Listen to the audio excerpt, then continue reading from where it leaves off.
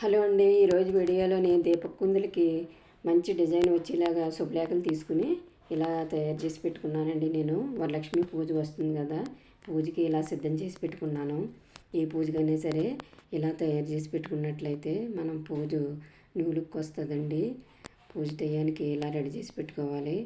దీనికి కలర్స్ పేపర్లన్నా తీసుకోవచ్చు, లేకపోతే మనం కలర్స్ వేసుకున్న నిండుగా ఉంటుందండి. రౌండ్ షేప్ వచ్చేలాగా ఇలా 3 పీసులు రెడీ చేసి పెట్టుకోవాలి.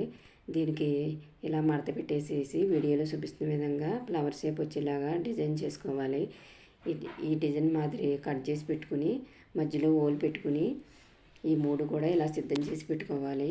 పెట్టుకుని ఇది ఈ డిజైన్ పేపర్లో వచ్చేసి మనం కుందులకి అమర్చుకుని పెట్టుకున్నట్లయితే 2 కుందులకి ఇలా అమర్చి పెట్టుకున్నట్లయితే పూజ టయానికి వీలుగా ఉంటుంది. వీడియో అందరికీ నచ్చుతుందని అనుకున్నానండి. నచ్చితే లైక్ చేయండి.